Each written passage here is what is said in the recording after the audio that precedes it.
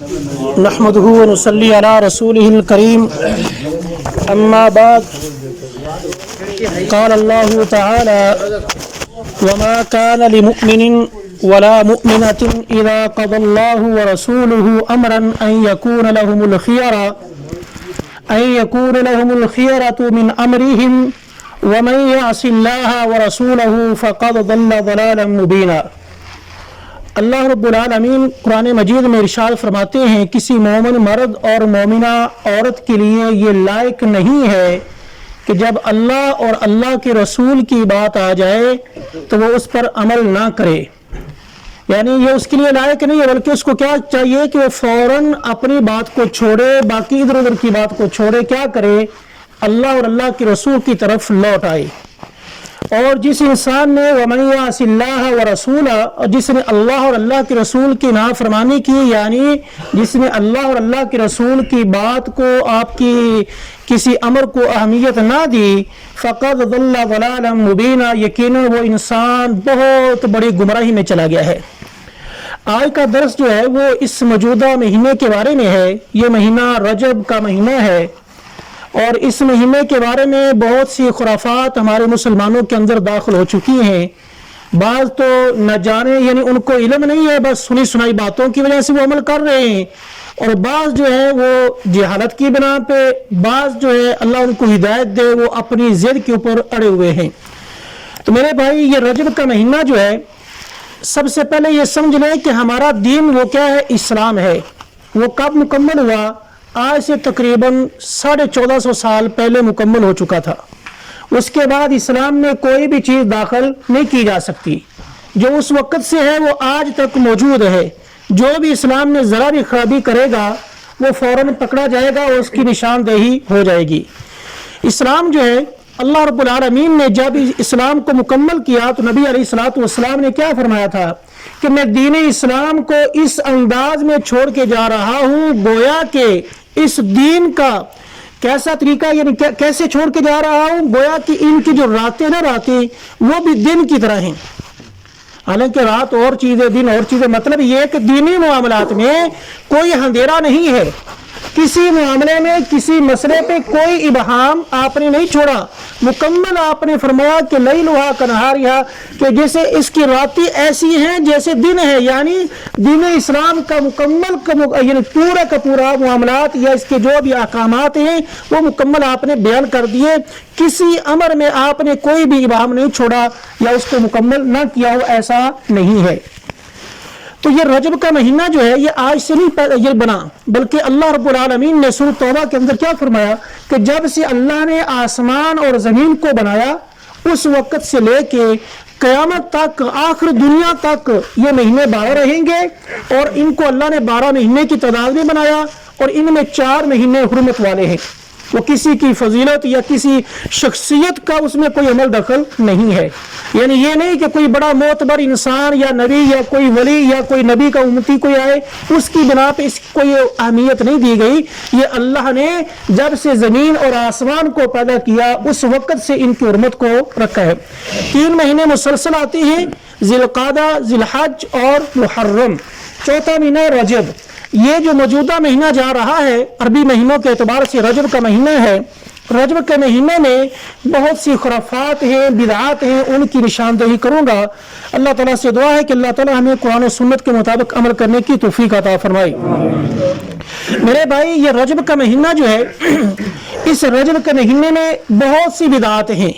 سب سے پہلی بدعت جو ہے اس مہینے میں وہ یہ ہے کہ جب اس مہینے کے پہلا جمعہ، مثلا یہ جو رجب کا آج پہلا جمعہ تھا، جو رات گزر گئی ہے، اس رات میں بعض ہمارے مسلمان بھائی کیا کرتے ہیں، مغرب کی نماز کے بعد عشاء کی نماز سے پہلے 12 رکعت نماز پڑھتے ہیں، جسے کہتے ہیں صلاۃ الرغائب۔ تو وہ 12 رکعت نماز پڑھتے ہیں، اور اس کے پڑھنے کا طریقہ کار بھی ایک عجیب ہے، بہت لمبا چوڑا بیان کیا گیا ہے۔ اور اسی طرح ہی یہ اس دن کو، یعنی جمعہ رات کا روزہ رکھیں گے، اور رات کو عشاء مغرب کے درمیان یہ 12 رکعت نماز پڑھیں گے، حالانکہ اللہ کے رسول صلی اللہ علیہ وسلم سے اس کا کوئی ثبوت نہیں ہے۔ آپ نے اس نماز کو ایجاد نہیں کیا، بلکہ یہ نماز کب شروع ہوئی تقریباً 480 ہجری یعنی تقریباً 500 سال کے قریب تقریباً بیت المقدس میں اس نماز کا آغاز ہوا تھا۔ اسلام کب پہلے یعنی آیا مکمل ہوا؟ آج سے 1450 سال پہلے۔ یہ اسلام مکمل ہونے کے تقریباً 500 سال بعد یہ نماز ایجاد ہو رہی ہے، تو کیا یہ دین کا حصہ ہوگا؟ اسلام کب مکمل ہوا تھا؟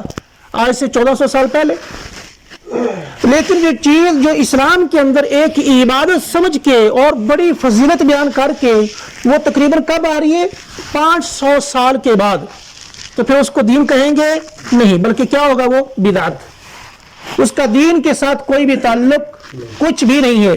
آپ لاکھ نماز پڑھتے رہے ایسی، رجب کی فضیلت ایک الگ ہے، لیکن ایک اپنی طرف سے یا باقی مہینوں کے اعتبار سے اس مہینے میں کوئی خاص عبادت کریں، جس عبادت کے ساتھ اس مہینے کو آپ باقی مہینوں کی بنسبت ترجیح دیں، تو ایسا کسی حدیث میں نہیں ہے۔ اگر کریں گے تو وہ بدعت ہو جائے گی۔ ہم اپنی عقل سے سوچتے ہیں یار یہ تو نماز ہے، نماز پڑھنے میں کون سا گناہ ہے؟ ہاں ٹھیک ہے، نماز پڑھنی چاہیے، نوافل ہیں، لیکن ان نوافل کو اگر آپ اپنے طریقے سے اپنے انداز کے مطابق پڑھیں گے تو پھر وہ قابل قبول نہیں ہوں گے، بلکہ آپ کے لیے الٹا کیا ہو جائیں گے؟ وہ وبال بن جائیں گے۔ اگر وہی نماز نفلی نماز جو ہے، جیسے اشراق کی نماز ہے، چاشت کی نماز ہے، یہ تہجد کی نماز ہے، باقی فرائض کے بعد سنن جو ہے وہ پڑھتے ہیں آپ سنت کے مطابق جس کا شریعت نے ہمیں حکم دیا ہے، اس کے پڑھنے کا ثواب بھی ملے گا۔ لیکن اگر اپنی مرضی لے آئیں گے، ایک اپنی عبادت اپنے انداز سے عبادت کریں گے، تو پھر اس عبادت کو پہلی بات یہ ہے کہ دلیل ہونی چاہیے، کیونکہ جتنی عبادتیں نا عبادت توقیفی، اس کا مطلب یہ ہے کہ وہ عبادت جس کا اللہ نے کرنے کو حکم دیا ہے اور وہ اللہ کی رضا کے لیے کی جاتی ہے، اگر اس عبادت میں آپ کے پاس کوئی دلیل نہیں ہے تو پھر وہ عبادت قابل قبول نہیں۔ لہذا اس عبادت کی، اس نماز کی کوئی حدیث نہیں ہے۔ ایک حدیث بیان کی جاتی ہے، لیکن اس کو کیا کہا؟ تمام علماء نے اس کو موضوع کہتے ہیں جو اپنی طرف سے بنائی گئی ہو، من گھڑت اپنی طرف سے بنائی گئی ہو، اور ضعیف من گھڑت اور نبی علیہ الصلوۃ والسلام پر وہ افتراء ہے، اور ایسی کوئی بھی دلیل آپ سے ثابت ہو نہیں۔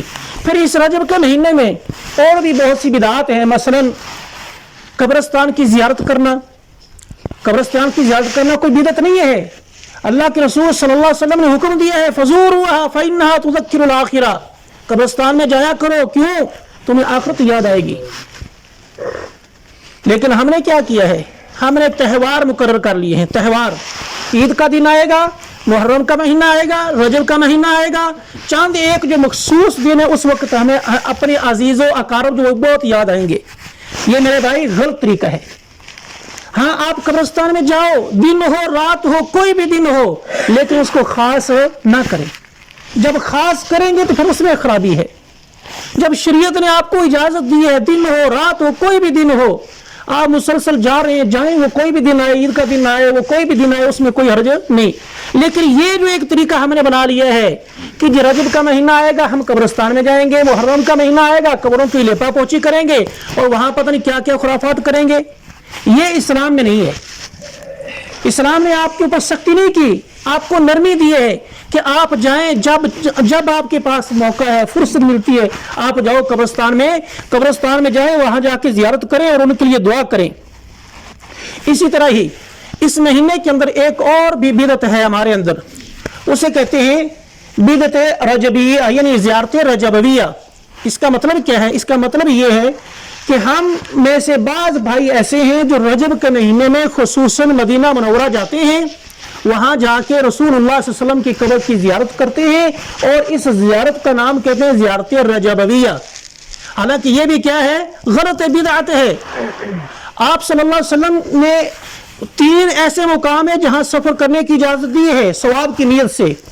اگر آپ کے نیت دل میں ثواب ہے نا کہ میں وہاں جاؤں گا مجھے ثواب زیادہ ملے گا، وہ دنیا میں صرف 3 مقام ہیں، آپ جانتے ہیں، ایک بیت اللہ یعنی مسجد حرام، دوسرا مسجد نبوی، تیسرا بیت المقدس فلسطین میں۔ یہ 3 ایسے مقام ہیں جہاں آپ جائیں گے ثواب کی نیت سے تو آپ کو ثواب زیادہ ملے گا۔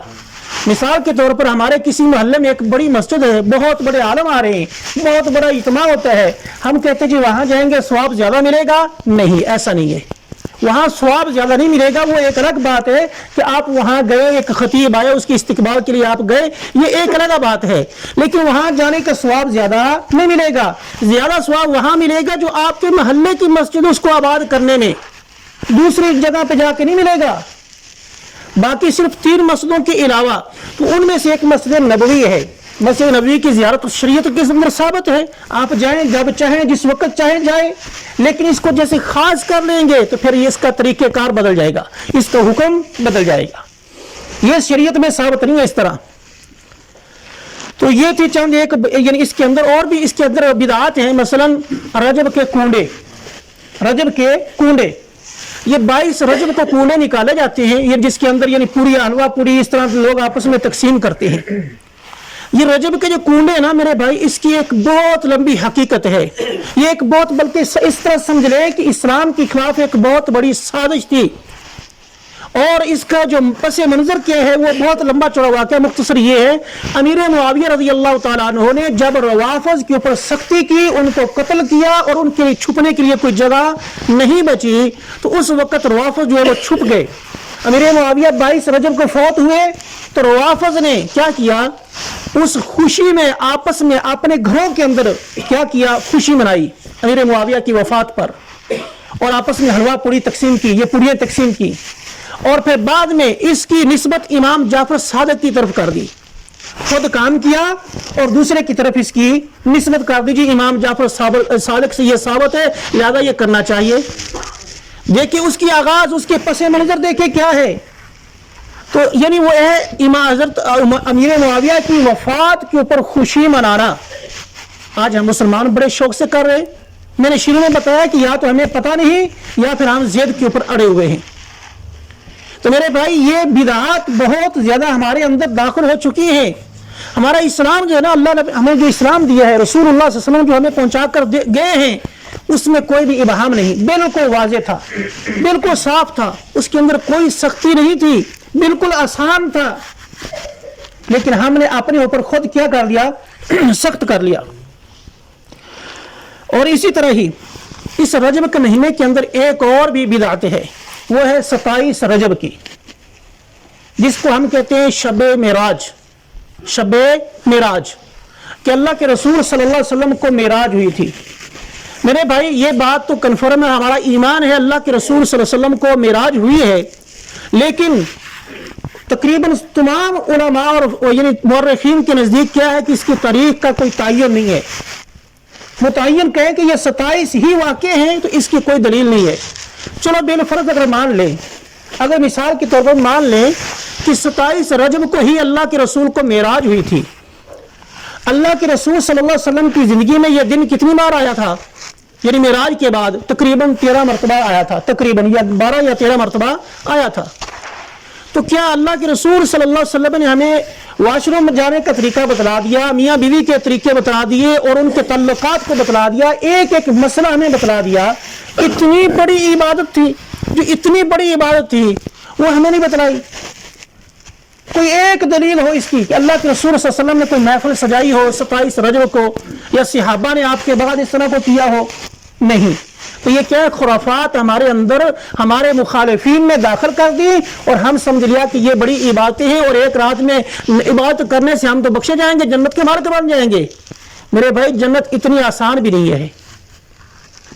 جنت میں جب اللہ سے شکایت کی تھی نا, یعنی نبی صلی اللہ علیہ وسلم جب اللہ کے پاس گئے تھے واپس جنت کو دیکھ کے, تو کیا تھا, آپ نے کیا فرمایا تھا کہ اللہ جنت میں تو بہت سختی ہے, کہ اس کے اندر بہت لوگ تنگ, یعنی بہت کم لوگ جائیں گے. اس کے اندر تو بہت سی باڑیں لگی ہوئی ہیں, کوئی کس طرح کی ہے, کوئی انسانوں کو کس طرح پکڑ کے جہنم کی طرف لے کے جا رہا ہے, کوئی کس طرح کا, یعنی مطلب کیا باڑیں کون سی, گناہوں کی. کوئی زنا کی وجہ سے جا رہا ہے, کوئی چوری کی وجہ سے جا رہا ہے جہنم میں, یہ جنت میں یہ ساری چیزیں گری ہوئی ہیں, اور وہ ساری چیزیں ان کو انسانوں کو پکڑ پکڑ کے کیا کر رہی ہیں, جہنم کی طرف دھکیل رہی ہیں. جنت میں بہت جانا مشکل ہے میرے بھائی. آج ہم نے سمجھ لیا ہے کہ جنت میں بس ہم اللہ کے رسول کی امتی ہیں, لہذا امت محمدیہ میں ہم ہیں تو ہمارے لیے جنت بہت آسان ہوگی. یہ ہماری غلط فہمی ہے. نماز پڑھیں نہ پڑھیں اور فرائض کی پابندی کریں نہ کریں, بس یہ جب یہ تہوار آئیں گے بس جس طرح یہ تہوار چند ایک ہمارے سال کے اندر تہوار ہیں، ہم عبادت کر لیں گے اور سمجھتے ہیں کہ بس ہم جنتی بن گئے. ایسا نہیں. اگر اتنا آسان ہوتا نا تو صحابہ نے جو اپنی جانیں قربان کی، اتنی سختیاں کی، تو پھر ان کے لیے کون سا مشکل تھا. اور یہی سیم یہ جو تہوار آج کل ہم منا رہے ہیں، یہ کن کی رسومات ہیں، کن کی طرف یہ اس کی تشبیہ جاتی ہے؟ یہود و نصارہ کی طرف. وہ بھی ہفتے میں ایک دن آ کے عبادت کرتے ہیں نا تاکہ ہمارے ہفتے کے گناہ معاف ہو جائیں. ہم بھی سال بعد 6 مہینے بعد ہم بھی ایک دن منا لیتے ہیں. ہم میں اور ان میں کیا فرق رہ گیا؟ مسلمان کے اوپر اللہ نے 5 نمازیں فرض کی ہیں. ہم نمازوں کو چھوڑ دیں، ایک پڑھتے ہیں یا 2 پڑھیں گے، باقی 3 چلی جائیں گی. میرے بھائی ان خرافات بدعات سے بچیں. ہمارا اسلام اللہ نے بہت واضح اور صاف اور شفاف ہمیں دیا ہے. صحابہ اکرام کے نقش قدم پر اگر ہم چلیں گے تو یقیناً اس میں ہماری کامیابی ہے. اور صحابہ اکرام رضوان اللہ علیہم اجمعین کا دور آپ صلی اللہ علیہ وسلم نے فرمایا افضل ترین دور ہے. اس کے بعد فتنے، فساد، جھگڑے، اختلافات بہت پیدا ہوں گے. تو صحابہ میں یہ چیزیں نہیں ہیں. ہم نے کن کو دیکھنا ہے؟ اپنے صحابہ کو دیکھنا ہے. ہمارے صحابہ نے ہمیں کیسا اسلام پہنچایا ہے. اللہ قرآن مجید کے اندر بیان فرماتے ہیں کہ اگر تم ایمان صحابہ جیسا لاؤ گے تو کامیاب ہو جاؤ گے، وگرنہ تمہارے لیے کامیابی نہیں ہے. تو ہمارے صحابہ کیسے کیا کر کے گئے ہیں، ان کی کتنی قربانیاں ہیں، اور ان کی عبادات کو دیکھیں کہ ان کی عبادات کیسی ہیں. ہم نے سب کچھ چھوڑ دیا، بس خرافات کی طرف بھاگ رہے ہیں. میرے بھائی میں کسی کے اوپر اٹیک نہیں کر رہا، یہ ہمیں سوچنا چاہیے. ہم مسلمان ہیں، میں ایک مسلمان ہونے کے ناطے سے میری کیا ذمہ داری ہے؟ ایک ہے اپنی معاشرتی خاندانی، اس کو چھوڑیں، وہ ٹھیک، اس کی بھی ذمہ داری ہے، اس کی بھی پوچھ ہوگی. لیکن جو مذہبی اعتبار سے ہماری ذمہ داری ہے وہ کیا ہے؟ کیا ہمارا دین نعوذ باللہ خرافات سے ہے؟ نہیں. ہمارا دین تو اللہ کے رسول صلی اللہ علیہ وسلم نے، میں نے شروع میں حدیث بیان کی تھی کہ ہمارا دین تو بالکل صاف اور شفاف ہے، اس میں کوئی بھی کسی طرح کا ابہام نہیں ہے. تو میرے بھائی کس طرف ہم جا رہے ہیں ہمیں سوچنا چاہیے.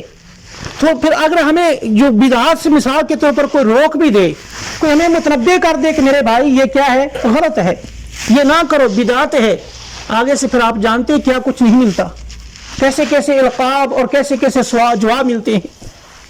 میرے بھائی جب اللہ اور اللہ کے رسول کی بات آ جائے پھر اس وقت اپنی باتوں کو، اپنی خرافات کو آگے کریں گے تو پھر اس وقت ہمارے لیے کامیابی نہیں ہے.